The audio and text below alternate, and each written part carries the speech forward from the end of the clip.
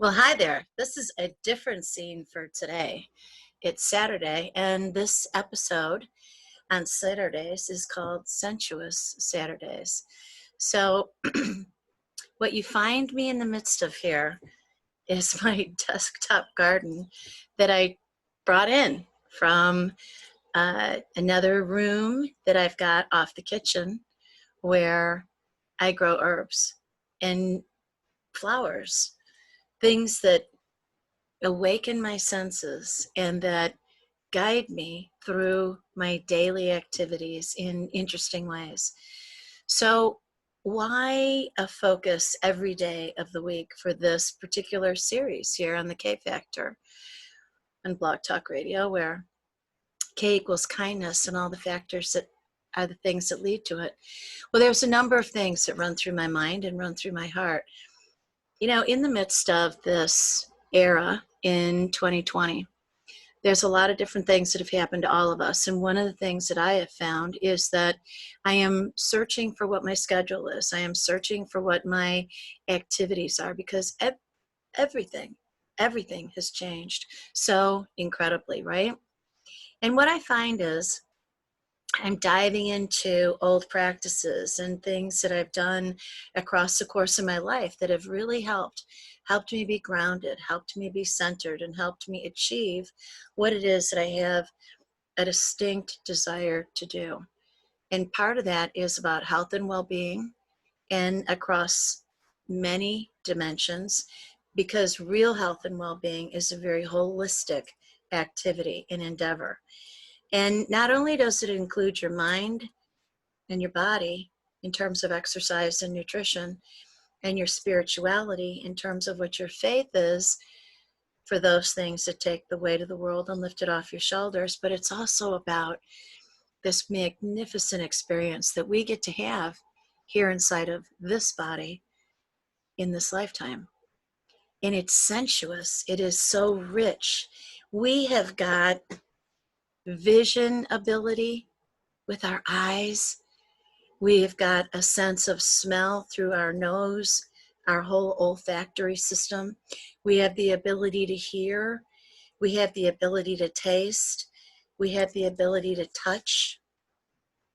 And so with those senses and feel, through our skin, through each of our senses, when we do things that are intentional to awaken them with pleasure, oh my goodness, the whole world just opens up to us in yet another way. So this episode and these episodes, these daily episodes, I have taken to Blog Talk Radio, which is auditory. And then there's a blast of that auditory file on my social media outlets. But that leaves something missing. And so there's a pairing now between what I'm doing on Blog Talk Radio and what I'm doing on Zoom and uploading into YouTube, so that there's a visual communication as well as an auditory communication. So all of these recordings now are found in two locations. So on my desk here, I have got this wonderful, colorful little pot, and there will be pictures on the social media and on my website in the blog, that is colorful, and let me tell you, so aromatic. So I am actually literally petting my plant, which is sweet marjoram, and it is so fragrant. And as I allow my fingers to run gently over the leaves of the herb, it releases the aroma into the air and onto my hands. And it is delicious as it is beautiful. And herbs are very easy to grow as long as you have enough sunlight and as long as you don't overwater them. And they enrichen your life because of the way in which you can watch them grow. You can get the aroma of them. And when you prune them and you cut them off, you cut them back, you take them into your kitchen and you chop them or you tear them and you put them in your foods. So this marjoram, I will take and tear and put different pieces of it into eggs, on top of a salad, into, and it's a gentle herb, into a marinade for whatever it is that I'm going to marinate, whether it's vegetables or a protein of some sort of meat or fish, and mixed with other herbs, it has a delightful, wonderful flavor. In this other pot over here, I have thyme, which is a wonderful herb, also very gentle and feathery and light, and it's sitting in a pot with basil. And in that basil, you get these wonderful leaves that are, they're all edible. All of this is edible. So it's viewable, which I really like because it's life in my home growing right there before my very eyes. And that life growing before my very eyes, I see it visually, and it excites me. It makes me happy because I am sustaining a part of life in another being a plant. And then it also excites me because I can smell it.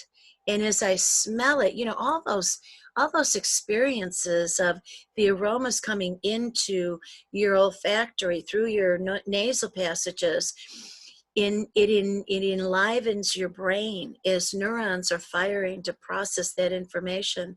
So you are awakening parts of your brain. Every part of your brain is tied to a different sense that you have. So we call the occipital lobe in the back of the brain the visual center. And it's not that vision only occurs there, but it's the workhouse for it. And it's that way for every one of our senses. And actually, keeping your sense of smell alive is correlated. This is not causal, but it's correlated to having good cognitive function as we get older. And I think one of the reasons that we lose our ability and suffer from things like, memory loss and memory fog is we forget to do a lot of things. Now, okay, some of it is related to medication interferences and things like that, but in our most natural state, we're invited to awaken our senses daily throughout the day. So this enlivens me visually and auditorily. Well, no, not auditorily. Aroma-wise. The plants are not talking to me as much as I would like for them to. And it also awakens me through my mouth in terms of taste. I love the taste of these herbs. They're just delicious. And on that same note, foods. These are simple blueberries, and I love to look at them. I love to touch them. I love the way that they're shaped. I love the way that there's not just the blue, but there's hues of a white across them. I love to eat them. I love to put them into colorful bowls. All of those things spark me and keep me vibrant. What else do you do to get vibrant? Well, there's sound, right? So I love my Alexa Echo because I can play music and hear music all the time, anytime. I can open up my windows and hear the sounds of nature all the time and anytime. And it's really funny because even this summer, while it is so warm here in the Midwest, I'm not turning on my air conditioning because I'm finding that more now than ever, I want to be so connected to the outdoors, to nature, that I don't want anything as a shield between me and the outdoors. I want to hear the birds. I want to hear whatever traffic and people and talking there is. I want to feel the breeze. Feeling the breeze across your skin is a visceral experience. Now, when we do all these things, we're awakening every cell in our body. Drinking water. I don't have much in the way of what's plain glasses. I like the visuals of a glass like this that, okay, let me describe it to you. If you are not seeing this, but you're listening to this episode, this is a beautiful shade of blue, and it's handmade.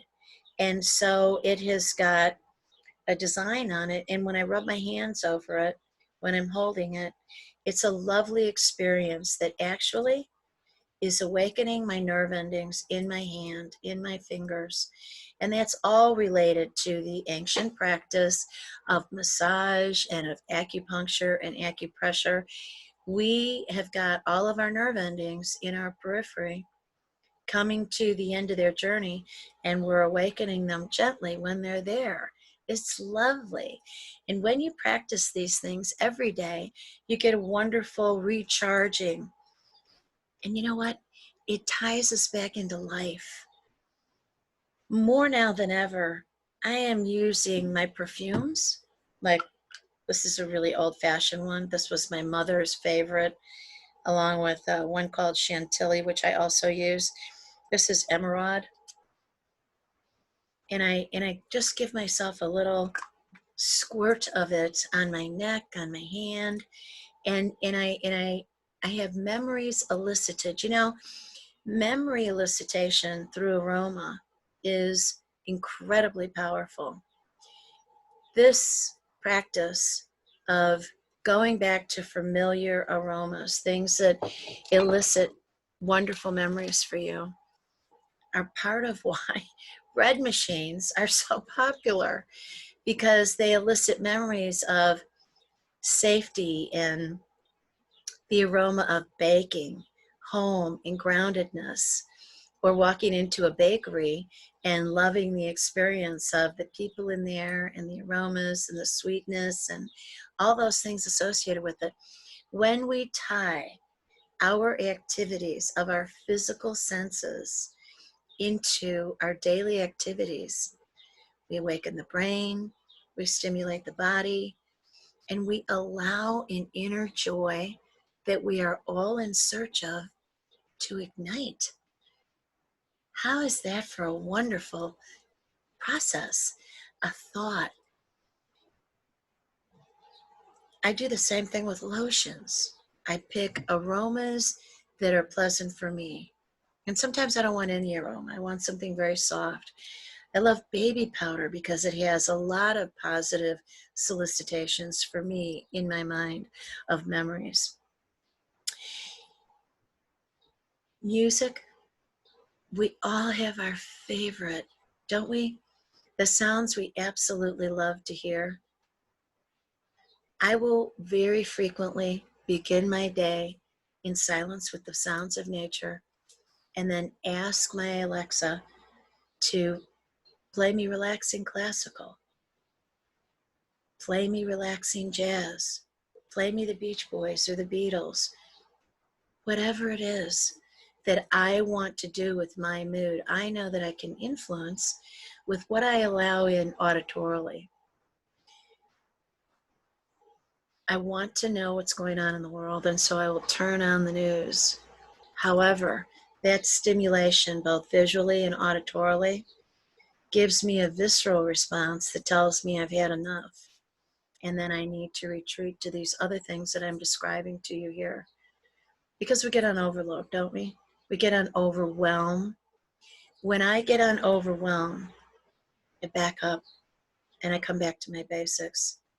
I have created my entire life, even when I was a little girl, in my original home with my family of origins, I would do things that would make me more comfortable in my physical space.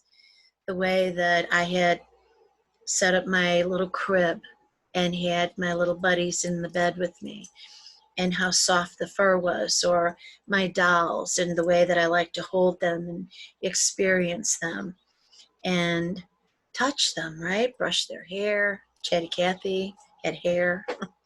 And they made her a talking doll, so you got the auditory experience with her.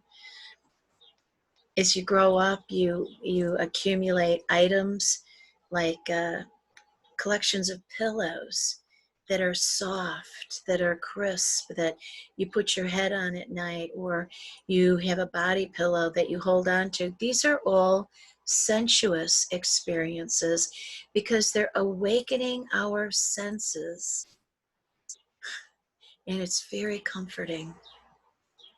When we're uncomfortable, it's because there's some sort of stink in the room, or there's some sort of visual that's really unappealing, that's freaking us out. We don't like to see that, whatever that is. We're either too cold in terms of our visceral experience, our tactile experience, or something is scratching us. You ever put on a woolly sweater, like a mohair sweater, and it's scratching your skin? When we are uncomfortable, our brain goes into another direction of get me out of here. I want something pleasant. And that's what the K factor is all about, kindness. So, Sensuous Saturdays, if you would take one day a week, just Saturday, take Saturday and open your eyes and your nose and your ears and your mouth and your skin and allow yourself to take in everything around you. You know, a wonderful shower. Oh my goodness. A wonderful shower can cover all your senses, can't it?